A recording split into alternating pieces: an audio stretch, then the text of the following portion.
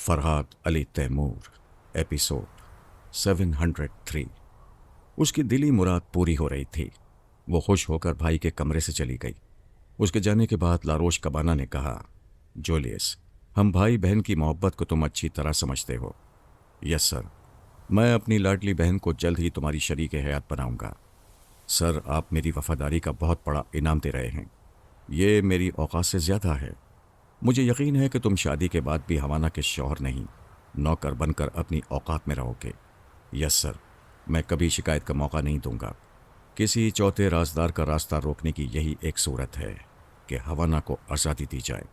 वो जिससे भी दोस्ती करे, जहां भी रातें गुजारे, वापस तुम्हारे पास महल में आएगी। Yes sir. मैं हवाना की आज़ादी पर एतराज़ की जुर्रत नहीं करूंगा। उससे जो भी बच्चे होंगे, उनके बाप तुम कहलाओगे। सर, ये मेरे लिए बहुत बड़ा एजाज़ होगा कि कबाना ख़ानदान की आइंदा नस्ल मेरे नाम से दुनिया में रहेगी। दुनियावी दस्तूर के मुताबिक लारोश कबाना को शादी करके अपने बच्चों के ज़रिए कबाना ख़ानदान का नाम आगे बढ़ाना था, लेकिन वो बेहद अय्याश था। ये नहीं चाहता था कि ऐश कदे में आने वाली कोई औरत उसके बच्चे की माँ बन जाए। ऐसे अंदेशे से बचने के लिए वो ख़ानदानी मनसूबाबंदी के एक ऐसे मरहले से गुजर गया था जिसके बाद वो कभी बाप नहीं बन सकता था। उसने इसलिए भी ऐसा कदम उठा लिया था कि वो किसी बच्चे का बाप जायज़ तौर पर भी नहीं बनना चाहता था।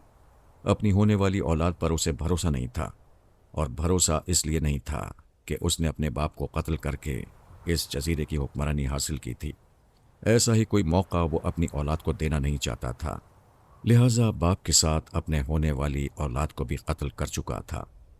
हवाना महल के मुख्तलिफ हिस्सों से गुजरती हुई उस कमरे में आई जहां पारस को छोड़कर गई थी। वो वहां नहीं था। वो उसे पुकारती हुई बाथरूम में आई। बाथरूम भी खाली था। वो ज़ेरे लब बुड़बुड़ाई, ये कहाँ चला गया है? मैं तो तुम्हारा कैदी हूँ, भला कहाँ जा सकता हूँ? उसने चौंक कर देखा। वो बाहर से कमरे में आ रहा था। उसने पूछा, कहाँ चले गए थे? मैंने सोचा तुम्हारी वापसी तक जिब्रील और सुसाना के साथ वक्त गुजारूं। मैं तुम्हारे बेडरूम के दरवाजे तक गया, लेकिन दस्तक नहीं थी। चुपचाप चला आया। उनसे मिले बगैर क्यों चले आए? बंद दरवाजे को देखकर ख्याल आया, पता नहीं वो कितना अच्छा वक्त गुजार रहे होंगे। मुझे बुरा वक्त बनकर नहीं जाना चाहिए। वो करीब आ गई और शाने पर हाथ रखकर कहने लगी, मैं ऐसी खुशखबरी सुनाऊंगी कि हमारा वक्त भी अच्छा गुजरने लगेगा। अच्छा, वो खुशखबरी क्या है? पहले यहाँ से चलो, फिर बताऊंगी। हम कहाँ जाएंगे? Green cottage. यहाँ से सिर्फ 1 मील के फासले पर समंदर के किनारे बहुत खूबसूरत कॉटेज है। इतना खूबसूरत कि वहाँ जाकर बूढ़े भी जवान हो जाते हैं। मैं कई दिनों से खुद को बूढ़ा महसूस कर रहा हूँ। चलो, मुझे जवान बना दो। वो उसके साथ कमरे से बाहर आ गया।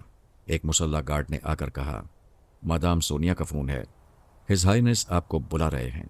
वो दोनों लारोश कबाना के कमरे में आ गए। कबाना ने रिसीवर पारस को दिया। उसने रिसीवर लेकर कान से लगाते हुए पूछा, हेलो मम्मा, आप हैं? सोनिया की आवाज़ आई। हाँ, मैं बोल रही हूँ। मैं अभी एक तैयारा भेजने वाली थी, लेकिन मिस्टर कबाना ने बताया जजीरे में लैंडिंग की सहूलत नहीं है। रोशनी भी काफ़ी नहीं है। वहाँ दिन के वक्त तैयारे को उतारा जा सकता है। आप तैयारा इतनी जल्दी क्यों भेज रही थीं? मैंने तो सुबह 7 बजे तक भेजने के लिए कहा था। जब वहाँ कोई दुश्मन नहीं रहा है तो मुसाफिरों को जल्द अज जल्द वहाँ से लाना हमारा फ़र्ज है। क्या सुपर मास्टर से कोई समझौता हो गया है?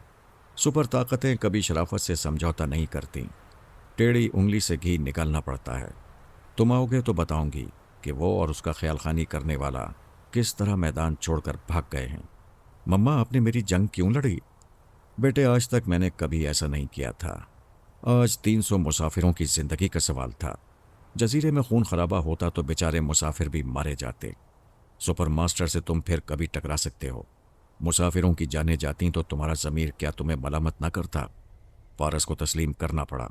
अपनी मर्दानगी दिखाने के लिए सैकड़ों मुसाफिरों को मौत के अजाब में मुब्तला करना दानिशबंदी ना होती। उसने कहा, ठीक है मम्मा, मैं सुबह आ रहा हूँ। सुबह कैसे आओगे? मिस्टर कबाना कह रहे थे कि तुम चंद रोज़ उनके मेहमान रहोगे। पारस ने लारोश कबाना से पूछा, क्या तुमने मम्मा से कहा है कि मैं चंद रोज़ यहाँ क़याम करूँगा? कबाना ने कहा, यह मेरी खुशनसीबी होगी। हवाना ने भाई के बाजू से सर लगाकर कहा, मैंने तुमसे क्या कहा था? भाई को तुम्हारे यहाँ रहने से खुशी होगी। उसने फ़ोन पर कहा, मम्मा ये भाई बहन मुझे मेहमान बनाने पर तुले हुए हैं, लेकिन मेरे हाथ की लकीर कह रही है कि मैं सुबह यहाँ से चला जाऊँगा। सोनिया ने कहा, मैं समझ गई। सुबह तक होशियार और हाजिर दिमाग रहना। डोंट वरी मम्मा, खुदा हाफिज। उसने रिसीवर रख दिया। कबाना ने पूछा, क्या तुम हाथ की लकीरों को पढ़ लेते हो? हाँ, किसी हद तक समझ लेता हूँ। सेक्रेटरी जूलियस ने अपनी हथेली आगे बढ़ाई, फिर पूछा, मेरे हाथ की लकीरें क्या कहती हैं? कबाना ने अपना हाथ पेश करते हुए कहा, पहले मेरा हाथ देखो। जूलियस ने अपना हाथ हटा लिया। पारस ने कहा, अपना हाथ मालिक के हाथ के साथ रखो। मुझे पहली नज़र में दोनों हाथ एक जैसे लग रहे हैं। कबाना के हुक्म पर जूलियस ने अपना हाथ फिर पेश किया।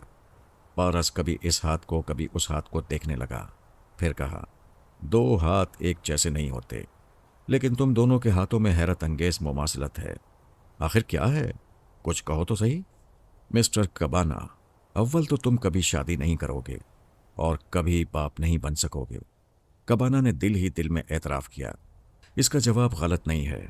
मैंने किस तरह होने वाली औलाद से निजात हासिल की है, ये कुछ ना जानते हुए भी दुरुस्त कह रहा है।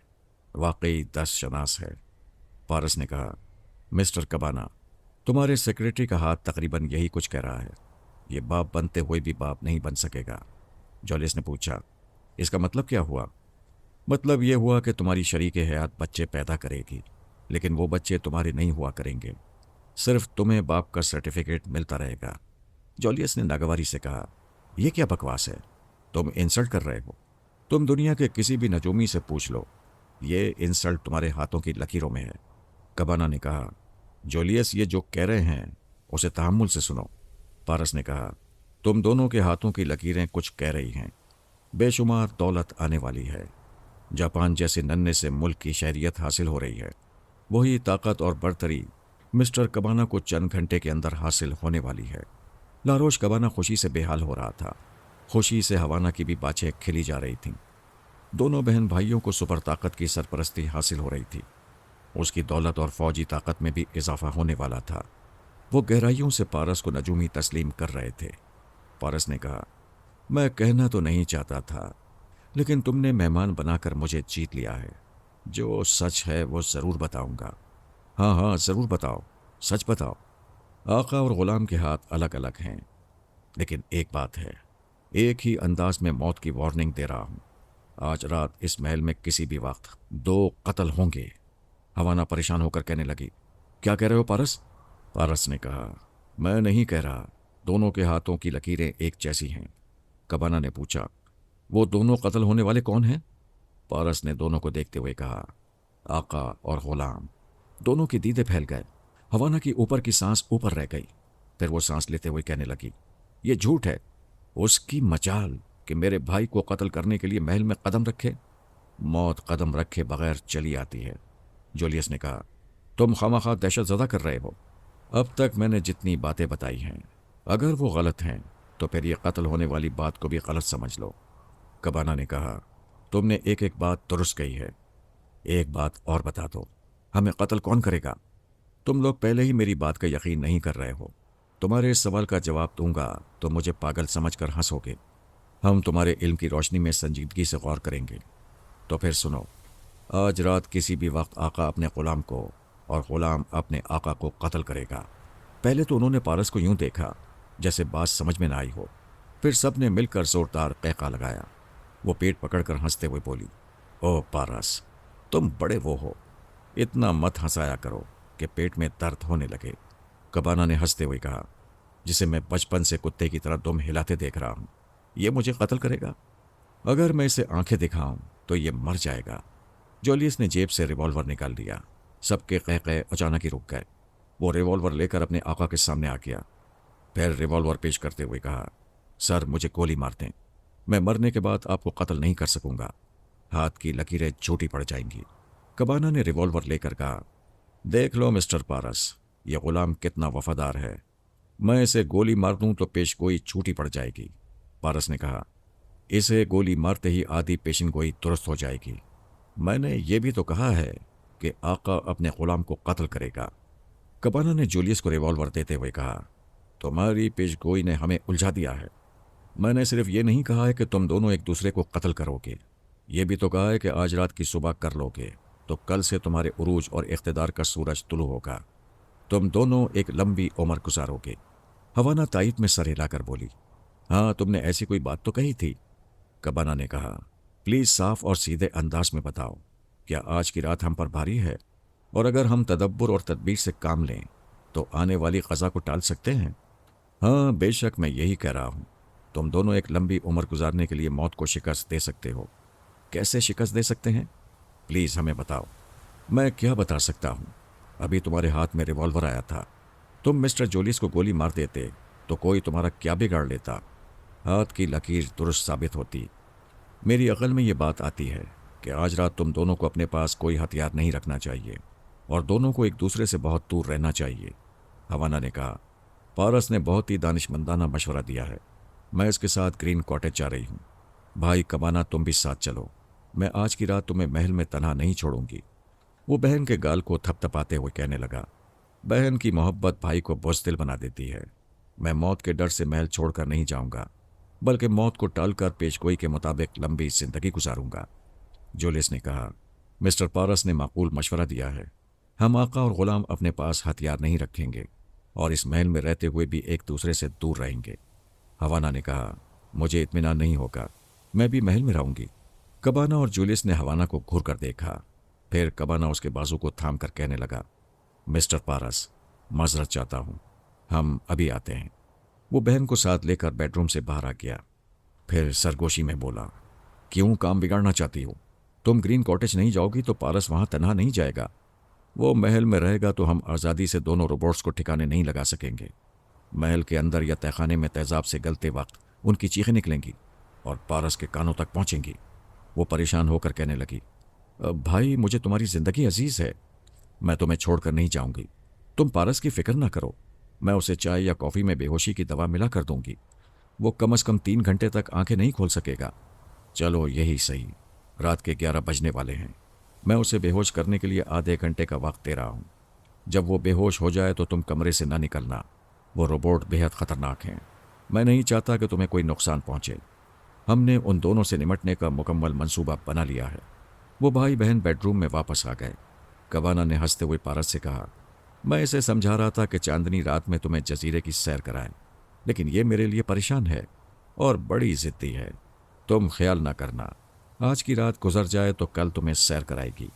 पारस ने घड़ी देखते हुए कहा, कोई बात नहीं, रात ज्यादा हो चुकी है, मैं भी आराम करूंगा।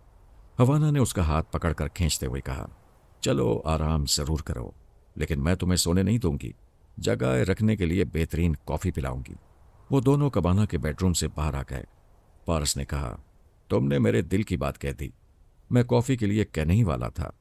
मैंने ज़बान नहीं हिलाई और तुमने दिल की बात सुन ली। वो हंसते हुए कहने लगी, मुझे तुमसे सच्ची मोहब्बत हो गई है, इसीलिए तुम्हारी दिल की आवाज़ सुन लेती हूँ। मेरे दिल की बाकी आवाज़ें सुनने के लिए किस कमरे में चल रही हो? वो एक बेडरूम के सामने रुक कर कहने लगी, यहाँ इंतज़ार करो, मैं अभी कॉफ़ी तैयार करके लाती हूँ। तुम्हें जाने की क्या ज़रूरत है? किसी मुलाजिम से कह दो। हरगिज़ नहीं, मैं अपने हाथों से तुम्हारे लिए कॉफ़ी तैयार करूँगी। उसने बेडरूम का दरवाज़ा खोलकर पारस को बड़े प्यार से धक्का दिया। वो बेडरूम के अंदर आ गया। वो दरवाज़ा बंद करके चली गई। उसे ये नहीं मालूम था कि पारस पर जहर का असर नहीं होता। उसके लिए बेहोशी की दवा कोई चीज़ नहीं थी। वो उसे पानी की तरह पी जाता, लेकिन अक्सर ऐसे मौक़ों पर वो बड़ी चालाकी से गिलास या प्यालियाँ बदल देता था। जब हवाना एक ट्रे में कॉफ़ी से भरे हुए 2 मग लेकर आई तो ट्रे को मेज़ पर रखते ही एक मग उठाकर पारस को पेश किया। उसने एक हाथ से मग को पकड़ा, फिर दूसरे हाथ से हवाना को खींच कर कहा, देखो खुद को छुड़ाओगी तो कॉफ़ी छलक कर गिर पड़ेगी, बस इसी तरह रहो। अरे ये क्या हरकत है, पहले कॉफ़ी तो पी लो, मैं कहीं जा तो नहीं रही हूँ। मेरे एक हाथ में कॉफ़ी और दूसरे हाथ में तुम हो। मैं देखना चाहता हूँ गर्मी और मिठास किस में ज़्यादा है। ये कहते ही वो मिठास को चखने लगा। हवाना की सांसें और नीचे होने लगीं। वो खुद को जबरन अलग कर सकती थी, लेकिन ऐसा करने से दूसरे हाथ को धक्का लगता और कॉफ़ी गिर पड़ती। वो बेहोश करने वाली कॉफ़ी को गिराना नहीं चाहती थी। उसके फौलाद जैसे बाजू ने उसे बुरी तरह प्यार से जकड़ लिया था। वो चेहरा इधर उधर करके कुछ देख नहीं सकती थी। ऐसे ही वक्त पारस ने बड़े आराम से अपना मग मेज़ पर आहिस्तगी से रखा और दूसरे मग को उठा लिया। फिर उसे आज़ाद करते हुए कहा, ये देखो, कॉफ़ी मेरे हाथ में ही है और मैं जन्नत की सैर करके आ गया। इसको कहते हैं कि हाथ से जन्नत ना गई। हवाना उसके हाथ में मग को उसी तरह देखकर मुतमईन हो गई। मुस्कुराकर कहने लगी, बहुत शरीर हो। अब कॉफ़ी ख़त्म होने से पहले कोई शरारत ना करना, नहीं तो मैं भाग जाऊंगी। उसने मेज़ पर से दूसरा मग उठाकर उसमें से एक घूंट पिया। पारस यूं बैठा था जैसे सोच में गुम हो। वो कहने लगी, क्या कॉफ़ी अच्छी नहीं है? अच्छी तो है, लेकिन कुछ अजीब सा मज़ा है। हवाना ये खेल जल्दी ख़त्म करना चाहती थी। उसने कहा, दोनों एक दूसरे को देख देख कर एक एक घूंट पिए जाएंगे और जल्द से जल्द मग खाली करेंगे ताकि तुम फिर शरारत कर सको। कॉफ़ी दोनों के हलक में उतरने लगी। जैसे जैसे मग खाली हो रहा था, हवाना की हालत गैर होती जा रही थी। 2 घूंट के बाद उसने सोचा, वाकई कॉफ़ी का मज़ा कुछ अजीब सा है। पारस को अजीब लग रहा है इसलिए कि इसमें दवा हल की गई है, लेकिन मेरी कॉफ़ी ऐसी क्यों लग रही है? पारस ने कहा, अब तुम सोचने लगी हो, चलो पीती रहो। वो जबरन मुस्कुरा कर पीने लगी। फिर 2 घूंट पीने के बाद उसकी मुस्कुराहट बुझ गई। वो कहने लगी, मेरा दिल नहीं चाहता है, मैं अब नहीं पीऊंगी। फिर मैं भी नहीं पीऊंगा। ये तो कोई बात ना हुई, तुम्हें तो पीना चाहिए। तुम साथ नहीं दोगी तो मैं नहीं पीऊंगा। वो मुश्किल में पड़ गई। उसके ना पीने से खेल बिगड़ने वाला था। पारस अपना मग पेश करते हुए कहने लगा, अगर तुम्हारी कॉफ़ी में मज़ा नहीं है तो मेरी पी लो, मुझे अपनी दे दो। उसकी दानिश में पारस की कॉफ़ी ज़रर रसा थी। वो भला उसे कैसे कबूल करती। जल्दी से कहने लगी, नहीं नहीं, ठीक है, मैं पी रही हूँ। वो अपने आप पर जबर करते हुए पीने लगी। मज़ीद 2 घूंट पीने के बाद उसका दिल घबराने लगा। हाथ पांव ढीले पड़ने लगे। हाथ से मग छूटने वाला था। पारस ने उसे थामकर मेज़ पर रखा। फिर पूछा, क्या तुम्हें भी थामना होगा? वो दोनों बाहें उसकी गर्दन में डालकर उस पर लत गई।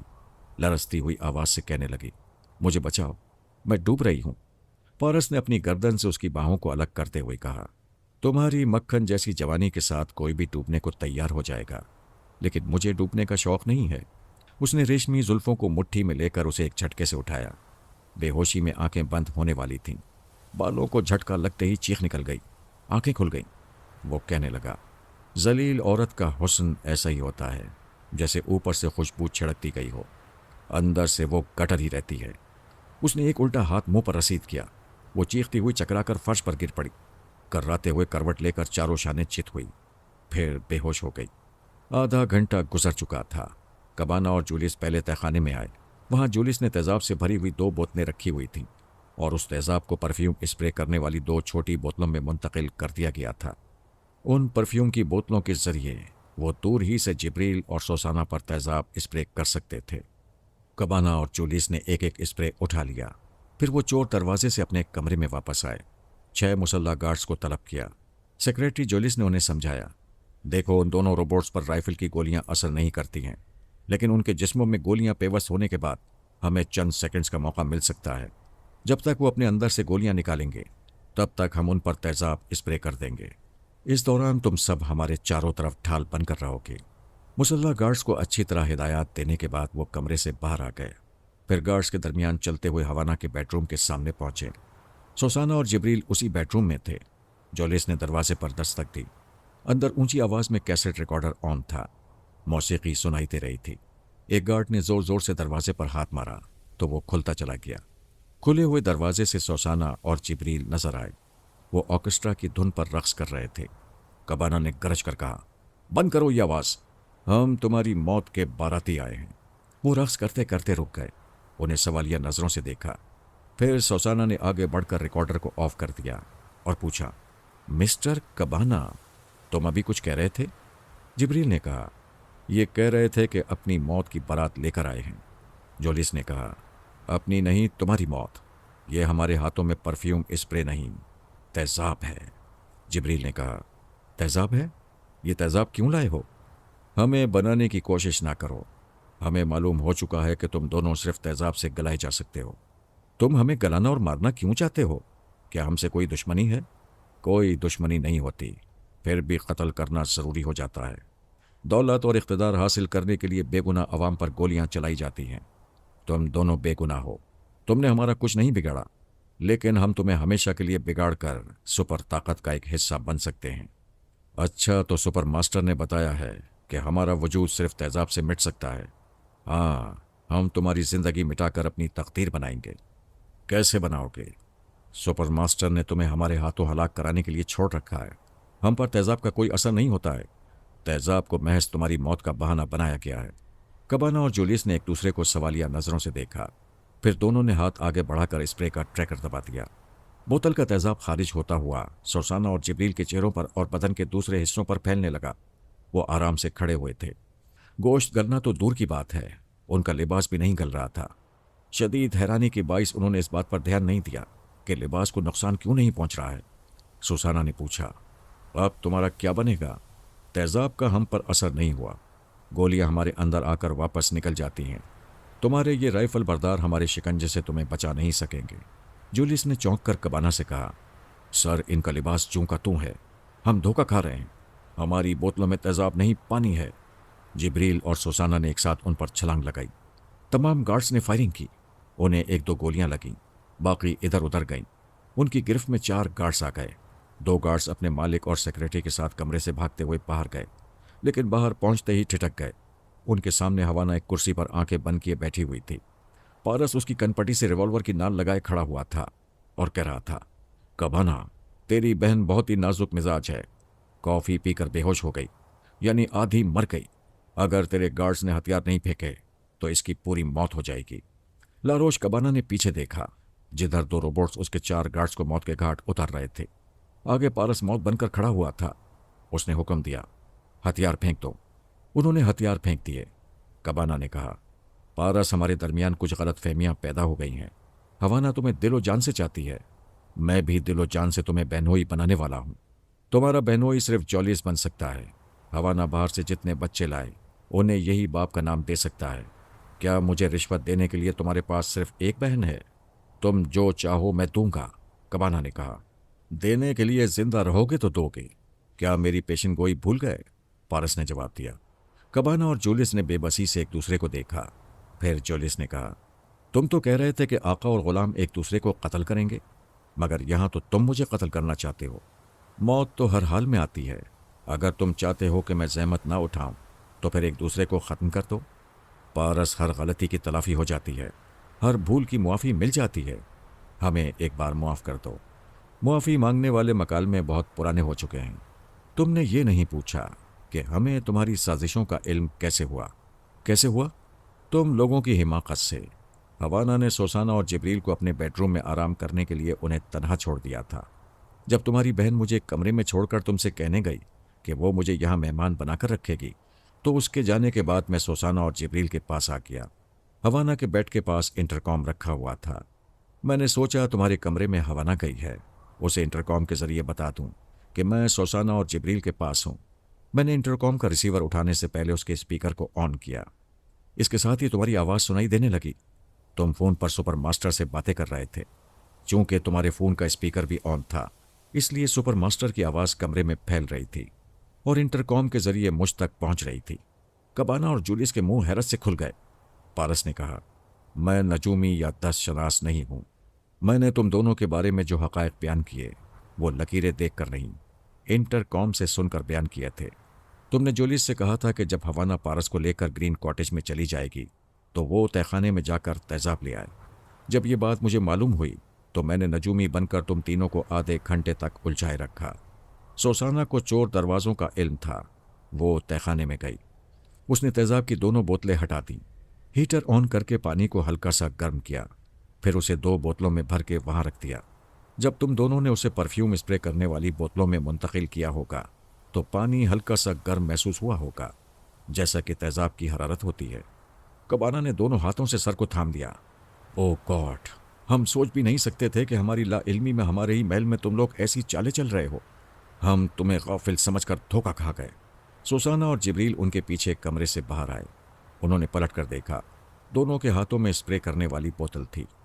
जिब्रील ने कहा, असल तेजाब यह है, तुम दोनों कपड़े उतारो। वो दोनों घबराकर पीछे हट गए। पारस ने कहा, पीछे मेरा रिवॉल्वर है, कपड़े उतार दो। वो गिड़गिड़ाने और मुआफिया मांगने लगे।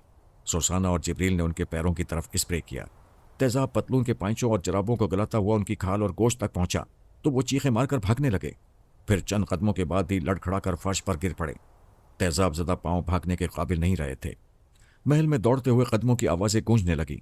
उनकी चीखें सुनकर मुसल्ला गार्ड्स दौड़ते हुए आ रहे थे। सोसाना और जिब्रील ने फर्श पर पड़ी हुई गनें उठा ली। कोई 1 दर्जन गार्ड्स वहां आ गए थे। पारस ने कहा, अपने हथियार फेंक दो। तुम्हारा आका और तुम्हारी मालिका हमारे निशाने पर हैं। हरी आप, फौरन हथियार फेंक दो।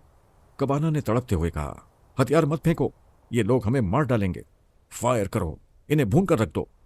उसका हुक्म सुनते ही तड़ातड़ फायरिंग शुरू हो गई। पारस हवाना की आड़ में था। वो लोग अपनी मालिका की तरफ गोलियां नहीं चला सकते थे। उन्होंने सोसाना और जिब्रील को निशाना बनाया था। वो दोनों अपने जिस्मों पर गोलियां खाते हुए बिल्कुल सामने आकर जवाबी फायरिंग कर रहे थे और लाशों के ढेर लगाते जा रहे थे। सिर्फ 3 मिनट में मैदान साफ हो गया। तमाम गार्ड्स मारे गए। सोसाना और जिब्रील आराम से खड़े हुए अपने जिस्मों से गोलियां निकाल निकाल कर कबाना के सामने फेंक रहे थे। कबाना ने अपना सर फर्श पर पटकते हुए कहा, यह मैं किस मुसीबत में फंस गया हूं। सुपर मास्टर ने मुझे बुरी तरह फंसा दिया है। मुझे दौलत नहीं चाहिए, ताकत नहीं चाहिए, उरूज और इख्तिदार नहीं चाहिए। मुझे सिर्फ जिंदगी चाहिए। मैं जिंदा रहना चाहता हूं। पारस, मुझे जिंदगी की भीख दे दो। पारस बाल्टी में पानी भर लाया था और वो सारा पानी हवाना के मुंह पर फेंक रहा था। पहले वो कसमसाई, फिर कर्राते हुए आंखें खोलने लगी। पारस ने बाल्टी का बचा हुआ पानी मुंह पर मारा तो वो हड़बड़ाकर होश में आ गई। फटी फटी आंखों से एक एक को देखने लगी। उसका भाई कबाना सेक्रेटरी जूलिस के साथ फर्श पर पड़ा हुआ था। तकलीफ से कर्रा रहा था। दोनों के टखनों और पिंडलियों के पास लिबास के चीथड़े हो गए थे और खाल और गोश्त तेजाब से आधे गल गए थे। वो हैरत और सदमे से कहने लगी, भाई ये क्या हो रहा है? वो कुर्सी से उठी, फिर कमजोरी के बाइस बैठ गई। 14 मुसल्ला गार्ड्स की लाशें इधर उधर पड़ी हुई थीं और ये मंजर बता रहा था कि बाजी पलट गई है। उसने आंखें बंद कर लीं। आंखों पर यकीन नहीं आ रहा था। पारस ने कहा, तुम ख्वाब नहीं देख रही हो, ये हकीकत है और हकीकत आंख बंद करने से नहीं बदलती। उसने आंखें खोलकर कहा, सौदा करो, पीछा छोड़ने का क्या लोगे? पारस ने तड़ाक की जोरदार आवाज से एक थप्पड़ लगाया। उसका मुंह घूम गया। आंखों के सामने अंधेरा छा गया। उसके जबड़े हिल गए होंगे। बाचों से लहू रिसने लगा था। वो कहने लगा, पीछा छोड़ने का कहती है, जबकि तू मुझे मेहमान बनाने के लिए पीछे पड़ गई थी। तेरा भाई सोसाना और जिब्रील के पीछे पड़ गया था। हमने क्या बिगाड़ा था तुम लोगों का? हमने तो भलाई की थी। सुपर मास्टर के ख्याल खानी करने वाले को यहाँ से भगाकर तवील खूंरेजी और जजीरे की तबाही से तुम्हें बचाया है। ये हजरत इंसान क्या है? क्या सांप की नस्ल से है? दूध पिलाने वाले को भी डस लेता है। उसने 2 राइफलें उठाईं, फिर एक एक राइफल कबाना और जूलियस के सामने फेंकते हुए कहा, जिब्रील, ये दोनों एक दूसरे को गोली मारेंगे। अगर ये ऐसा ना करें तो इन्हें तेजाब से गला देना। हवाना उठकर खड़ी हो गई, अपने भाई के लिए गिड़गिड़ाने लगी। पारस उसकी गर्दन पकड़कर धक्का देता हुआ उसे बेडरूम में ले गया। कमरे के बाहर कबाना और जूलियस की ऐसी चीखें गूंज रही थीं जैसे उन्हें ज़िबा किया जा रहा हो। हवाना भाई के पास जाने के लिए तड़प रही थी। पारस ने 10 मिनट बाद उसे जाने दिया। वो दौड़ती हुई कमरे से निकली, फिर भाई और जूलियस को देखते ही अपनी आंखों पर हाथ रख लिए। हिज़यानी अंदाज में चीखने लगी। उन दोनों की खालें और गोश्त जगह जगह से गल गए थे। सिर्फ चेहरे सलामत थे ताकि पहचाने जा सकें। दोनों बिल्कुल साकित हो गए थे। आंखें बंद हो चुकी थीं। वो बेहोश हो गए थे या शायद मर चुके थे। वो जुनूनी होकर चीखें मार रही थी, अपने बाल नोच रही थी, अपने कपड़े फाड़ रही थी। पारस ने कहा, तैयारे की आमद तक खूब मातम कर लो, फिर हम तुम्हें यरगमाल के तौर पर जजीरे से ले जाएंगे ताकि तुम्हारे फौजी बदमाश हमें नुकसान ना पहुंचा सकें। वो हलक फाड़ कर कहने लगी, तुम जजीरे में क्यों आए? क्यों आए? सुपर मास्टर आ जाता या कोई बदतरीन शैतान आ जाता, यहां जलजला आ जाता, मुझे कैंसर हो जाता। तुम तो ना होते, तुम क्यों पैदा हुए?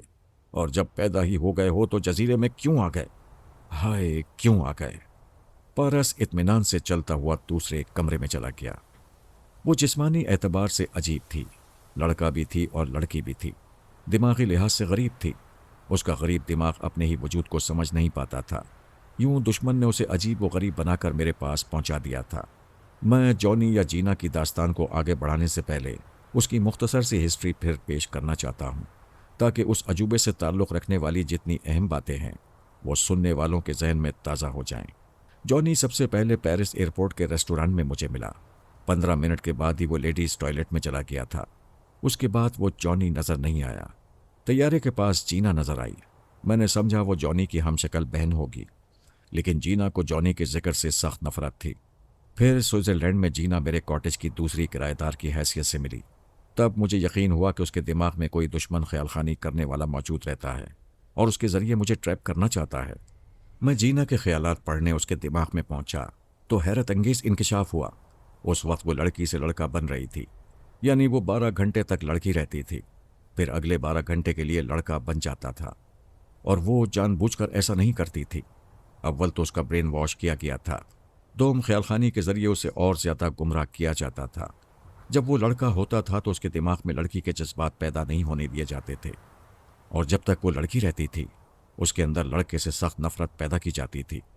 फिर पता चला कि उसके दिमाग में छुपने वाला पास्कल है और मास्कमैन ने उस बेचारी का ब्रेन वॉश कराया है।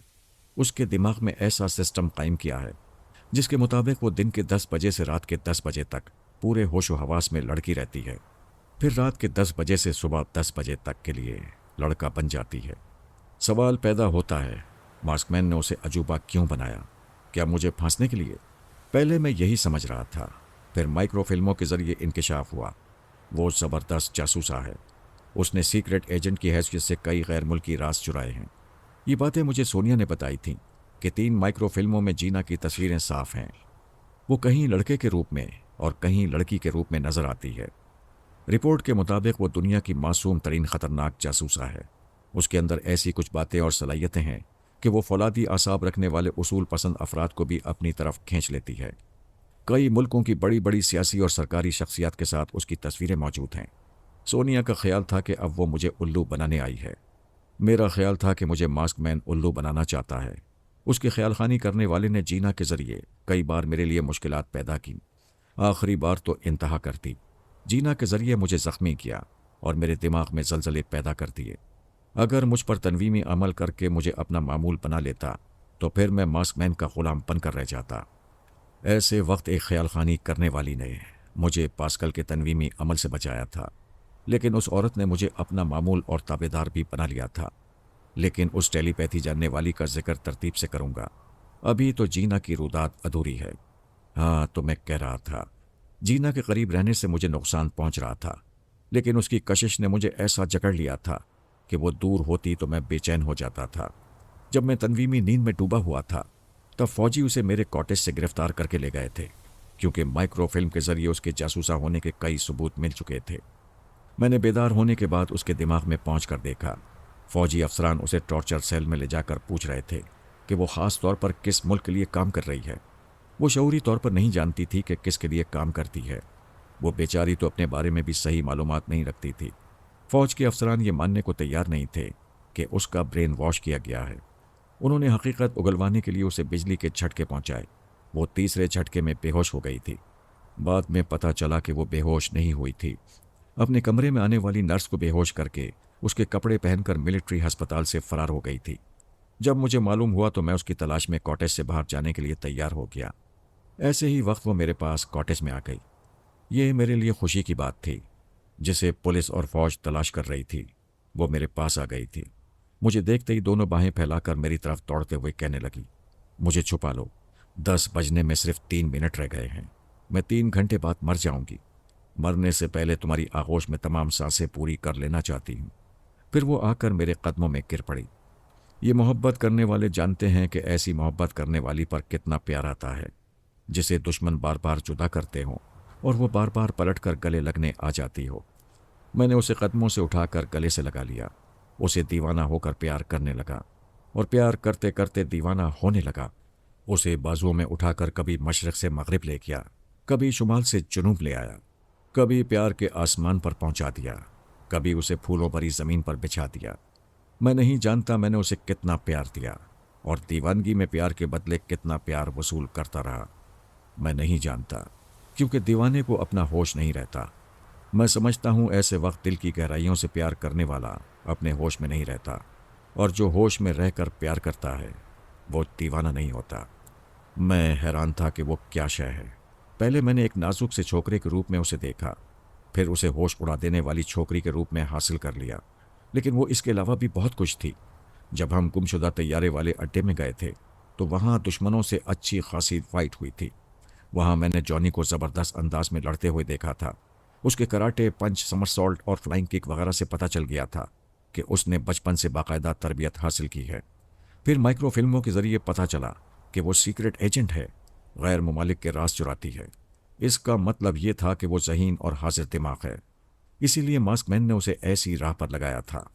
इसके बाद इंकिशाफ हुआ कि वो ज़बरदस्त क़ुव्वत इरादी और गैर मामूली क़ुव्वत बर्दाश्त रखने वाली लड़की है। ऐसी लड़कियां शाज़ व नादिर ही देखने में आती हैं, जो बेहद जिस्मानी और दिमागी तकालीफ उठाकर मिनटों में नॉर्मल हो जाती हैं। जीना को ज़बरदस्त बिजली के झटके पहुंचाए गए थे। बड़े बड़े मुजरिम एक ही झटके में अंदर की बात उगल देते हैं। बिजली के दूसरे झटके में कई मिनट तक बोलने के काबिल नहीं रहते और तीसरे झटके के बाद घंटों बिस्तर से उठने का हौसला नहीं पाते। लेकिन जीना ने क़ुव्वत बर्दाश्त की हैरत अंगेज मिसाल पेश की थी। बिजली का तीसरा झटका लगने के आधे घंटे बाद ही मिलिट्री अस्पताल से फरार होकर मेरे पास पहुंच गई थी। जो फौजी अफसरान उसे मेरे कॉटेज से गिरफ्तार करके ले गए थे, वो उसे शहर में और शहर से बाहर जाने वाले तमाम रास्तों पर तलाश कर रहे होंगे। वो ये सोचने के लिए तैयार नहीं होंगे कि जिस कॉटेज से उसे गिरफ्तार करके ले गए थे, वो उसी कॉटेज में वापस आई होगी। 2 घंटे गुजर गए थे। कोई पुलिस वाला या फौजी हमारे दरवाजे पर नहीं आया था।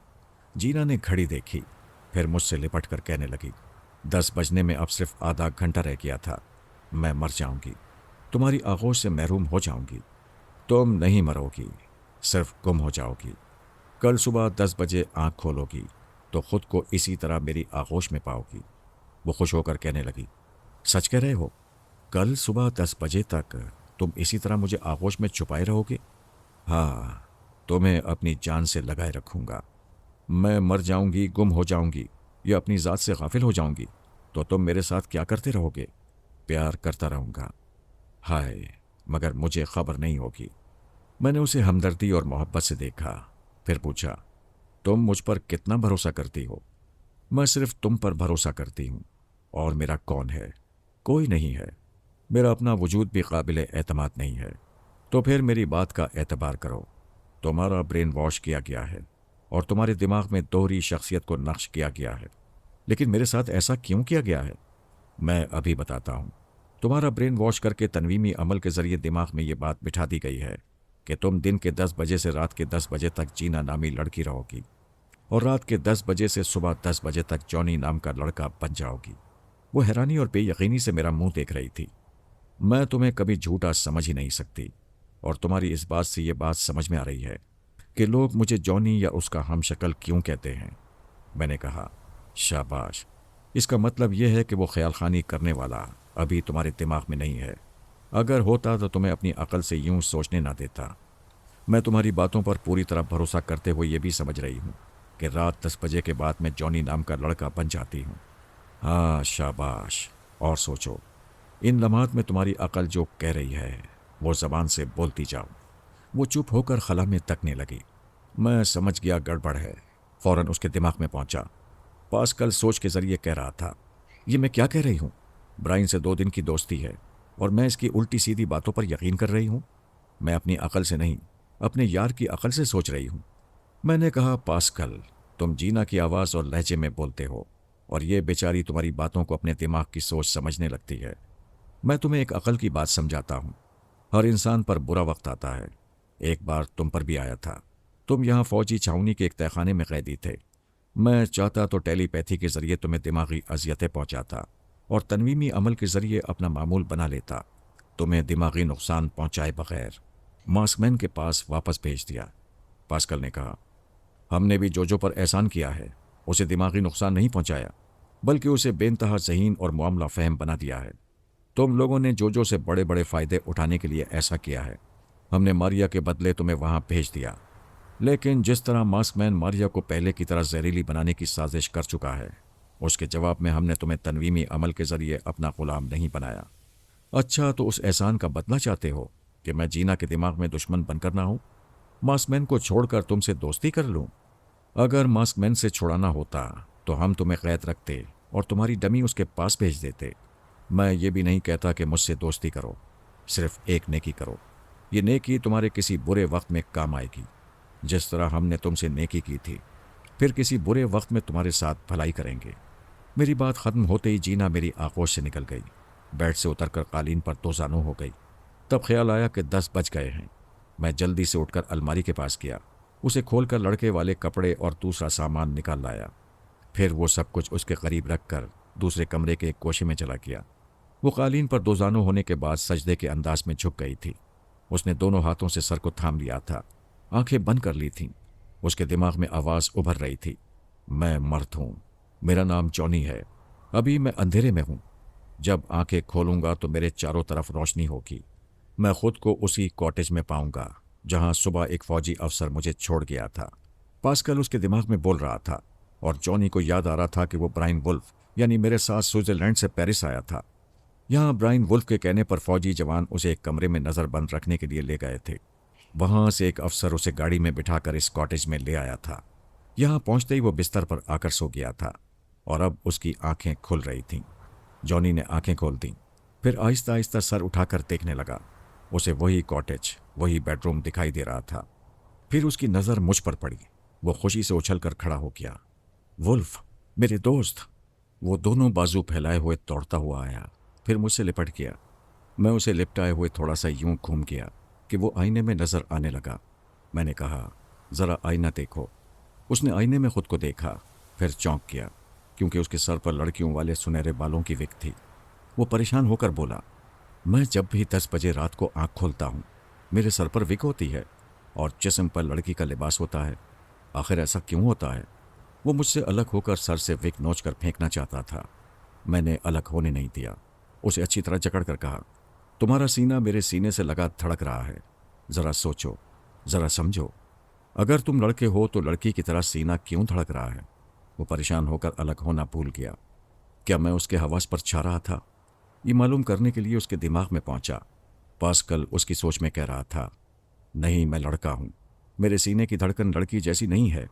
वुल्फ की नीयत खराब है, ये मुझे लड़की बनाना चाहता है। मैं भी पास्कल के मुकाबले में डट गया। जॉनी की सोच में बोला, नहीं, वुल्फ की नीयत खराब नहीं है। ये मेरा ऐसा दोस्त है जिसकी तरफ बेख्तियार दिल खींचा जाता है। अभी मैं सीने से लगकर धड़कते हुए बदन को अच्छी तरह समझ रहा हूं। ये मेरे पास लड़की का बदन है। पास्कल ने उसकी सोच में कहा, यह झूठ है, मेरा बदन लड़की का नहीं। मैं हमेशा अपने बदन को भूल जाया करता हूं, आज भी भूल रहा हूं, और भूलने के लिए उसके सीने से अलग होना चाहिए। पास्कल उसके दिमाग में रहकर उसे मुझसे अलग करने की कोशिश करने लगा। मैं भी उसके दिमाग में था। उसके अंदर जज्बात भड़का रहा था और वो जज्बों में बहता जा रहा था। चूंकि जॉनी मेरी तरफ माइल था, इसलिए पास्कल कमज़ोर पड़ रहा था। वो जॉनी को सांस रोकने पर मजबूर करके मुझे दिमाग से निकाल सकता था, लेकिन उसके सांस रोकते ही वो भी बाहर हो जाता। उसका कुछ भला ना होता। जॉनी तो मेरा दीवाना था। वो मेरी ही बातें सुनता और तस्लीम करता रहता, जिस तरह आधा घंटा पहले जीना मेरी बातें तस्लीम कर रही थी। पास्कल ने जब उसे अपनी गिरफ्त से निकलते देखा तो कमीनगी पर उतर आया। उसने अचानक उसके दिमाग को झटका पहुंचाया। जॉनी की हलक से चीख निकली। वो मेरे बाजुओं में तकलीफ की शिद्दत से तड़पने लगा। ख्यालखानी के जरिए दिमाग में जो जलजला पैदा किया जाता है, उससे कैसी नाकाबिले बर्दाश्त तकलीफ पहुंचती है, ये मैं अच्छी तरह जानता हूं। मैंने गुस्से से कहा, पास्कल, तुम अपनी उम्र कम करते जा रहे हो। मैं तुम्हें आखिरी वार्निंग दे रहा हूं। अगर तुमने इसे दिमागी तकलीफ पहुंचाई तो तुम्हारे मुल्क और कौम के लोग इससे भी ज्यादा अजियतों में मुब्तला होंगे। मैं उसे वार्निंग देकर जॉनी के दिमाग में आया ताकि उसकी तकलीफ कुछ कम कर सकूं, लेकिन मैंने महसूस किया वो दिमागी तौर पर पुरसुकून था और सोच रहा था। मुझे यूं लगा है जैसे थोड़ी देर पहले कुछ लोग मुझे बिजली के झटके पहुंचा रहे हैं। जॉनी के ऐसा सोचने का मतलब यह था कि उसे टेलीपैथी का झटका पहुंचने से बिजली के वो झटके याद आए थे जो जीना को पहुंचाए गए थे। यूं समझा जाए तो वो जॉनी नहीं था, वही जीना थी जो गैर मामूली क़ुव्वत बर्दाश्त की हामिल थी। 3 बार बिजली के झटके खाने के बाद बिस्तर पर उठकर बैठ गई थी। टेलीपैथी के झटके से भी उसे लम्हाती तकलीफ पहुंची थी, फिर चंद सेकंड्स के बाद ही उसे आराम आ गया था। पास्कल उसके दिमाग में रहकर ये तमाम बातें समझ रहा होगा और सोच रहा होगा कि दूसरी बार दिमाग में जलजला पैदा करेगा तो उसे बिजली के झटकों के साथ अपने अंदर की जीना भी याद आ जाएगी। शायद इसीलिए अब वो उसे नहीं छेड़ रहा था। मैं जॉनी या जीना की तकलीफ से तड़प गया था। दुश्मन को वार्निंग दे चुका था कि वो दूसरी बार दिमागी तकलीफ पहुंचाएगा तो मैं इंतकामी कार्रवाई करूंगा, लेकिन अब मैंने फैसला कर लिया कि उसे थोड़ी तकलीफ पहुंचना चाहिए। यह भी ब्रेन वॉशिंग का एक तरीक़ा है। मैंने तजुर्बा करने के लिए इस तरीके पर अमल किया और फिर खुद ही अपनी जान हयात को एक दिमागी झटका पहुंचाया। उसकी हलक से फिर एक चीख निकली इसके साथ ही उसकी दिमागी आंखों के सामने बिजली के झटके दिए जाने का मंजर रोशन होकर बुझ गया। मैंने उसकी दुखती हुई सोच में कहा, हाँ मुझे याद आ रहा है, मैं लड़का नहीं हूँ, लड़की हूँ। वो फौजी अफसर मुझसे हकीकत उगलवाने के लिए बिजली के झटके पहुंचा रहे थे। मैं उसकी सोच में अभी और बोलने वाला था, लेकिन पास्कल ने गुस्से से कहा, यह झूठ है जॉनी, ये ब्राइन वुल्फ तुम्हें दिमागी अजियतों में मुब्तला करके लड़के से लड़की बनाना चाहता है। तुम्हारे दिमाग में तुम्हारी सोच के जरिए बोल रहा है, इसकी बातों में ना आओ। जॉनी ने कहा, झूठे तुम हो, तुमने मुझे दिमागी तकलीफ पहुंचाई थी। वुल्फ मेरी तकलीफ से तड़प कर तुम्हें चैलेंज कर रहा था, लेकिन तुमने दूसरी बार भी यही हरकत की। मैं कसम खाकर कहता हूं, दूसरी बार मैंने दिमाग में जल्जला पैदा नहीं किया था। तुम और 2-4 बार ऐसा करो। तुम्हारी इस दुश्मनी की वजह से मुझे बहुत कुछ याद आ रहा है। मुझे यकीन होता जा रहा है कि मैं लड़की हूं और मेरा नाम जीना है। मैंने इस बार जबान से कहा, मेरी जीना के अंदर छुप के रहने वाले शैतान, तूने इसे दूसरी बार भी दिमागी तकलीफ पहुंचाई है। मैं तुझसे ज़रूर इंतकाम लूंगा। वो कहने लगी, इंतकाम ना लो, इसका शुक्रिया अदा करो और तीसरे झटके की फरमाइश करो। पता नहीं खुदा ने मुझे किस मिट्टी से बनाया है। मैं जिस्मानी और दिमागी तकालीफ से महज चंद लम्हों के लिए परेशान होती हूँ, फिर यूं लगता है जैसे कुछ हुआ ही नहीं था। मैंने कहा, अब ये बात समझ में आती है कि मास्कमैन के पास ब्रेन सर्जरी के माहिरीन हैं। उन्होंने जोजो जैसी बचकाना जहन रखने वाली लड़की को हैरत अंगेज तौर पर ज़हीन बना दिया है। उन माहिरीन ने तुम्हारा भी ब्रेन वॉश किया होगा और तुम्हारे दिमाग को फौलाद बनाने का तजुर्बा किया होगा। मैं देख रहा हूँ वो तजुर्बा निहायत कामयाब रहा है और ये 12 घंटे के लिए लड़का और लड़की बनाने वाली शर्त किसी तनवीमी अमल करने वाली की है। आज मैं पास्कल की टेलीपैथी का तिलिस्म तोड़ने में बड़ी हद तक कामयाब रहा हूँ। जल्द ही तुम्हारे दिमाग से तनवीमी अमल का असर भी ख़त्म कर दूंगा। पास्कल ने कहा, तुम्हारा बाप भी तनवीमी अमल का असर ख़त्म नहीं कर सकेगा। मैं इसे तुम्हारे पास नहीं रहने दूंगा। तुमसे बहुत दूर ऐसी जगह पहुंचा दूंगा जहां तुम पहुंच नहीं सकोगे। अगर पहुंच गए तो वहां से वापस नहीं आ सकोगे। मैंने कहा, तुम नाकाम होकर जीना पर नया जुल्म करना चाहते हो। मैं उसे तुम्हारे हर हथकंडे से बचाता रहूंगा। तुम सोचो कि तुम पर जल्द ही बुरा वक्त आने वाला है। उस वक्त तुम्हारा क्या बनेगा? कौन तुम्हें बचाएगा? मैं तुम्हें आखिरी मौका दे रहा हूं। अगर अकल में ये बात आ जाए कि मैं ही तुम्हारे बुरे वक्त में काम आ सकता हूं, तो आओ इंसान बन जाओ और मुझे बता दो कि जीना को अजूबा बनाने में ब्रेन ऑपरेशन के नताइज क्या हैं और तनवीमी अमल का दखल कितना है। उसकी तरफ से कोई जवाब नहीं मिला। मैंने पूछा, तुम खामोश क्यों हो? उसने पूछा, वुल्फ तुम कौन हो? मैंने ताज्जुब से कहा, हैरत है, तुम 2 दिन से जीना के अंदर रहकर मेरा सामना करते आ रहे हो और अब पूछ रहे हो कि मैं कौन हूं? हाँ, तुम वो नहीं जो नजर आ रहे हो। तुम जिस एतमाद और जहानत से जीना को हमसे दूर कर रहे हो, इसके लिए बड़े तजुर्बात और गहरी प्लानिंग की ज़रूरत होती है। तुम्हारे जैसा नया ख्याल खानी करने वाला यूं फराद की तरह मैदान नहीं मार सकता। मास्कमैन कहता है तुम नए नहीं हो, तुम्हारे अंदर किसी खबीस की या फरहाद की रूह समा गई है। मैंने कहा, मेरी उम्र ज़्यादा है। मैं 55 बरस से बाबा साहब के इदारे में तरबियत हासिल करता रहा हूँ। मेरे दिमाग में तनवीमी अमल के ज़रिए फरहाद के एक एक तरीक़ाकार को नक्श कराया गया है। मैं तजुर्बात के लिहाज से बहुत पुराना हूँ और घाट घाट का पानी पी चुका हूँ। वो चुप रहा। मैंने कहा, मैं अपनी हकीकत बता चुका हूँ, अब तुम जीना के मुताल्लिक़ बताओ। मैं अपने मास्कमैन से गद्दारी करूँ और जीना की हकीकत बताऊँ? क्या मुझे पागल समझते हो?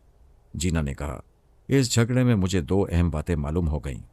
एक तो ये कि पास्कल नामी टेलीपैथी जानने वाला दुश्मन मेरे अंदर छुपा रहता है। दूसरी अहम बात यह मालूम हुई कि मुझे बिजली के या टेलीपैथी के झटके पहुंचाए जाएं तो मुझे गुजरी हुई कुछ बातें याद आ जाती हैं। क्या तुम खुद को जीना की हैसियत से अच्छी तरह पहचान रही हो? हाँ, कुछ तो दिमागी झटके ने समझाया।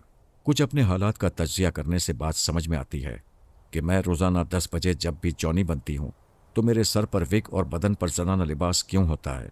इसका मतलब है कि मैं लड़की हूँ और किसी दुश्मनी से मुझे 12 घंटे तक लड़के के रूप में रखा जाता है। फिर तो वाकई दिमागी झटके तुम्हारे लिए सूदमंद हैं। वो कहने लगी, डॉक्टर अपने मरीज़ का ऑपरेशन करते हैं, उसके जिस्म की चीर फाड़ करते हैं, फिर उसे किसी मौलिक मरज से निजात दिलाते हैं।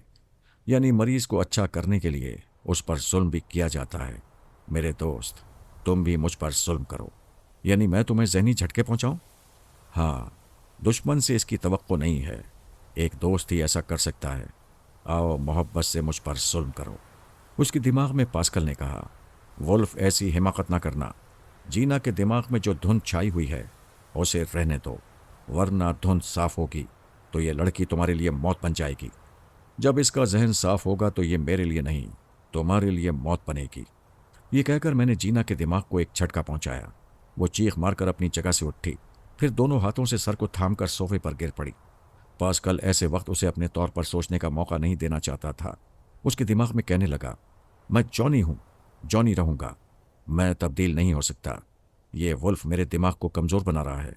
मुझे फरामोश की हुई बातें कभी याद नहीं आएंगी, कभी याद नहीं आएंगी। मैं उसकी बातों का तोड़ कर रहा था और कह रहा था, मुझे याद आ रहा है, आज शाम को फौजी जवान मुझे पकड़ कर ले गए थे और मेरी असलियत उगलवाने के लिए मुझे बिजली के झटके पहुंचाए जा रहे थे। अब मुझे याद आ रहा है कि मैं सांस रोक सकती हूँ, मैं कई मिनट तक सांस रोक सकती हूँ।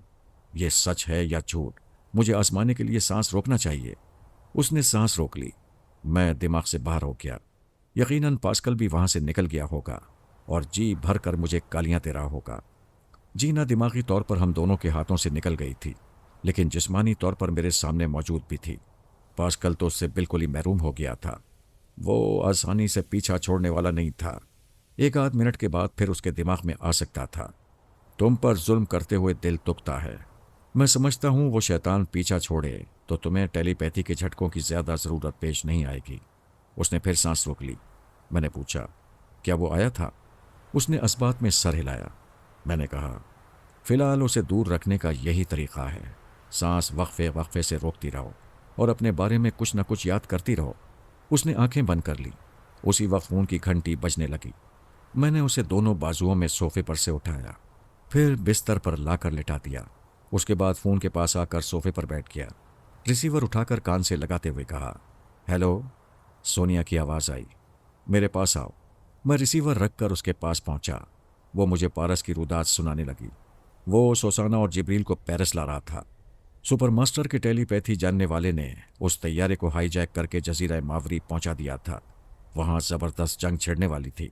एक तरफ पारस, सोसाना और जिब्रील थे, दूसरी तरफ जजीरे की पूरी फौज, जो दुश्मन ख्याल खानी करने वाले के अहकामात की तामील अपना फर्ज समझती थी। सोनिया ने कहा, जैसा कि तुम जानते हो, पारस तुम्हारी टेलीपैथी का सहारा नहीं लेगा। उसने मुझसे भी किसी तरह की इमदाद के लिए नहीं कहा है। उसे सुबह तक सिर्फ एक तैयारी की ज़रूरत है ताकि 300 मुसाफिरों को वहां से निकाला जा सके। मैंने पूछा, तुम क्या चाहती हो? उस जजीरे से सुपरमास्टर के कदम उखाड़ दो। उससे कहो कि उसका एक टेलीपैथी जानने वाला प्रिंस डैगर हमारी कैद में है। अगर वो पारस को नुकसान पहुंचाएगा और जजीरे से फौरन वापस नहीं जाएगा तो उसके दूसरे टेलीपैथी जानने वाले को जहन्नुम में पहुंचा दिया जाएगा। सोनिया ने अपनी प्लानिंग के मुताबिक सुपरमास्टर को मुखातिब किया और जब चैलेंज किया तो उसे यकीन नहीं आया कि प्रिंस डैगर हमारी कैद में है और उसका दूसरा टेलीपैथी जानने वाला भी हमारे निशाने पर है। सोनिया ने कहा, आधे घंटे के अंदर तुम्हारे एक ख्यालखानी करने वाला मरेगा। उसे बचा सकते हो तो बचा लो। उसकी मौत के बाद भी तुम पारस, सोसाना और जिब्रील का पीछा नहीं छोड़ोगे तो तुम्हारा तीसरा टेलीपैथी जानने वाला कम हो जाएगा। मैं अभी बयान कर चुका हूं कि सुपरमास्टर किस तरह परेशान हो गया था। अपने तमाम टेलीपैथी जानने वालों को महफूज मकामात की तरफ ले जा रहा था। मैंने सोचा था अगर वो जजीरे से अपने ख्याल खानी करने वाले को नहीं बुलाएगा तो मैं कैनी पॉल को ख़त्म कर दूंगा। तब उसे यकीन आएगा कि हम उसके बेशतर टेलीपैथी जानने वालों तक आसानी से पहुंच सकते हैं।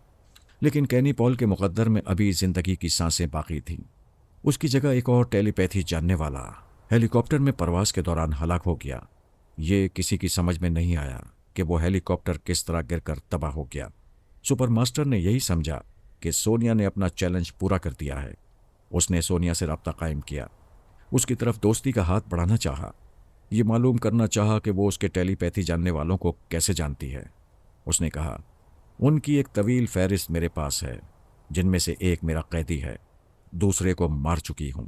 अगर अब भी तुमने जजीरा खाली नहीं किया तो हर 15 मिनट के बाद तुम्हारा एक टेलीपैथी जानने वाला मरेगा। इस चैलेंज का खातिर खा नतीजा निकला। सुपरमास्टर ने मार्टिन रसल को जजीरे की तरफ जाने से रोक दिया। उसके बाद पारस जजीरे में क्या करता रहा ये मैं नहीं जानता। मैंने जीना के पास आकर देखा, वो गहरी नींद में थी। मैं चुपचाप उसके दिमाग में जाकर अंदर होने वाली तब्दीलियों को समझ सकता था, लेकिन ये काम सुबह से पहले किसी वक्त भी हो सकता था। अभी उससे भी ज़्यादा एक ज़रूरी काम था। मैं मिस चोरा चोरी के पास पहुंच गया। कैनी पॉल के ज़रिए चोरा चोरी के दिमाग में भी पहुंचने का मौका मिल गया था। वो बुखार में तप रही थी। ऐसी हालत में ना सांस रोक सकती थी, न मेरी सोच की लहरों को महसूस कर सकती थी। उसे मिलिट्री हेडक्वार्टर के अंदर एक अस्पताल में पहुंचाया गया था। उसे ये खबर मिल गई थी कि सोनिया ने हेलीकॉप्टर में सफ़र करने वालों को अपने चैलेंज के मुताबिक हलाक कर दिया है। उस हेलीकॉप्टर में सुपर मास्टर का एक टेलीपैथी जानने वाला भी था। जोरा जोरी उस वक्त से परेशान थी जब एम्बुलेंस के पिछले हिस्से में कैनी पॉल ने उसे राइफल दिखाकर बोलने पर मजबूर किया था और वो बेख्तियार बोल पड़ी थी। अगर सेहतमंद होती तो कैनी पॉल से डटकर मुकाबला करती। उसने तरबियत हासिल करने के दौरान अपनी हिफाजत करने के बहुत से गुर सीखे थे, लेकिन बीमारी की हालत में खुद को दुश्मनों से महफूज रखने के गुर अभी उसे सिखाए नहीं गए थे। इसलिए वो अपनी आवाज़ सुनाने पर मजबूर हो गई थी। मैं उसके चोर ख्यालात पढ़कर मुतमईन हो गया था। वो किसी से ये कहने वाली नहीं थी कि कैनी पॉल ने उसे जबरन बोलने पर मजबूर किया था। ये बात सुपर मास्टर को मालूम हो जाती तो वो उसका ब्रेन वॉश करा देता, उसके दिमाग से टेलीपैथी के इल्म को मिटा देता, ताकि हम उसे आलायकार बनाकर अपने मकासद के लिए इस्तेमाल न कर सकें।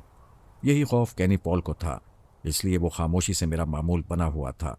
टेलीपैथी ऐसा मुनफरिद और गैर मामूली इल्म है जो किसी भी ख्यालखानी करने वाले को सबसे अफजल, बरतर और नाकाबिल शिकस्त बनाता है। ऐसा इल्म हासिल करने के बाद कोई उससे महरूम नहीं होना चाहता था। किसी को यह मंजूर नहीं था कि सुपर मास्टर उनके दिमाग से उस इल्म को मिटाते, उसका ब्रेन वॉश करते। वो अस्पताल के बिस्तर पर लेटी हुई परेशानी से सोच रही थी, कैनी पॉल ने ऐसी हरकत क्यों की? मुझे बोलने पर मजबूर क्यों किया? क्या सोनिया का कोई टेलीपैथी जानने वाला मेरे दिमाग में आ गया है? लेकिन इतनी देर हो गई, कोई मेरे दिमाग में नहीं आया। अगर आता तो मैं उसे महसूस कर लेती। मेरा दिमाग हसास है, मैं 3 मिनट तक सांस रोक लेती हूँ। मैंने उसकी सोच में कहा, बेशक मेरा दिमाग हसास है, कोई आएगा तो मुझे फौरन खबर हो जाएगी।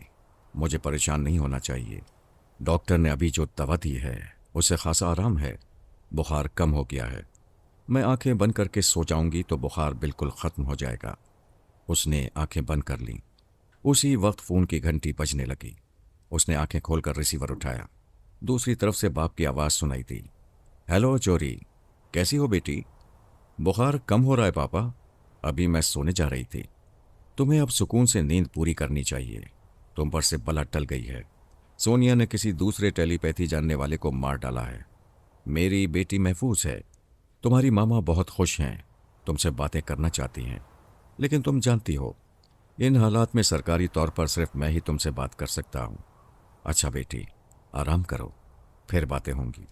वो रिसीवर रखकर फिर बिस्तर पर चारों शाने चित हो गई। आंखों को बंद कर लिया। मैंने ख्यालखानी के जरिए उसे 1 मिनट के अंदर सुला दिया। फिर उस पर तनवीमी अमल करने लगा। उसका बुखार कम हो चुका था। अगर वो नॉर्मल हो जाती और दिमागी तवानाई बहाल हो जाती तो फिर वो मेरे काबू में ना आती। मैंने मौके से फ़ायदा उठाकर उसे मामूला बना लिया। जब उसका दिमाग पूरी तरह मेरे अमल की गिरफ्त में आ गया तो मैंने पूछा, तुम्हारा नाम क्या है? उसके होंठ खुले। वो कहने लगी, जोरा जोरी। तुम्हारे बाप का नाम क्या है? Colonel Jacob Wahlberg.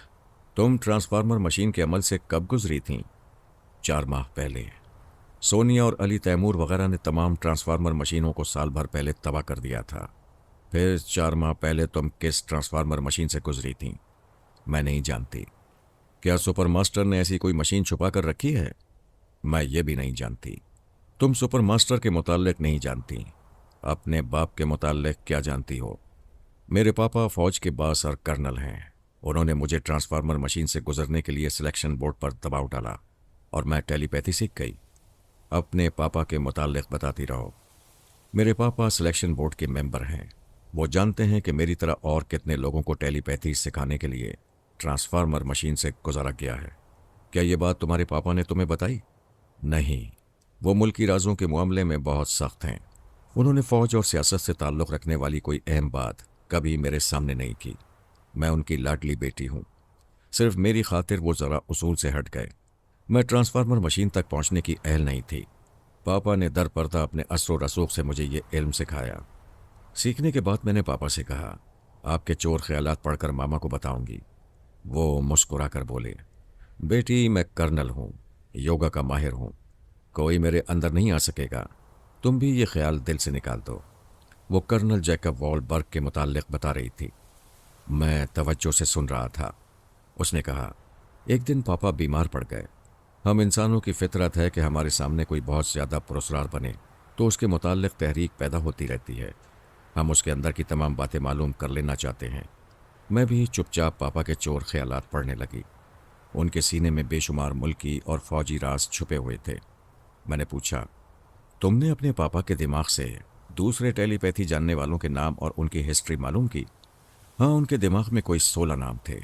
मुझे वो तमाम नाम याद नहीं हैं। सिर्फ 2 नाम मुझे इसलिए याद हैं कि उनमें से एक मेरा मंगेतर मिक्की मैथ्यू है। अगरचे वो मुझे पसंद नहीं है, पापा का ख्याल है कि मैं उसे पसंद करने लगूंगी। दूसरा शख्स साइंस लेबॉर्ट्री का प्रोफेसर वार्नर हैक है।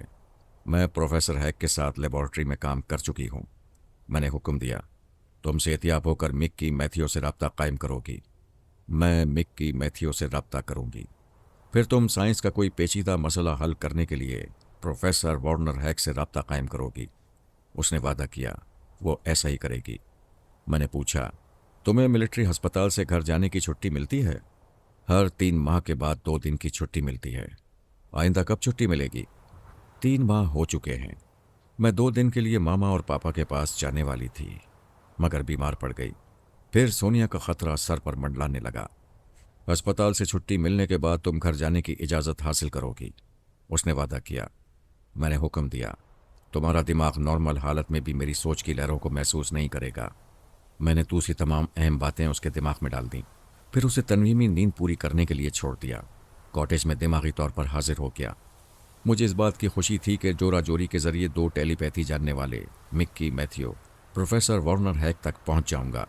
फिर जब वो अपने घर जाएगी तो उसके जरिए आसाब कमज़ोर करने वाली दवा उन दोनों के हलक तक पहुंचाऊंगा। उसके दिमाग से तमाम टेलीपैथी जानने वालों के नाम और पते मालूम करूंगा। उसके अंदर छुपे हुए और बहुत से राज मालूम हो सकते हैं, लेकिन इसके बाद भी बड़ी दुश्वारियां पेश आने वाली थीं। वो ये कि तमाम टेलीपैथी जानने वाले हसास दिमाग के हामिल होंगे। उनके अंदर पहुंचना इतना आसान नहीं होगा जितनी आसानी से मैंने चोरा चोरी और कैनी पॉल को ट्रैप कर लिया था।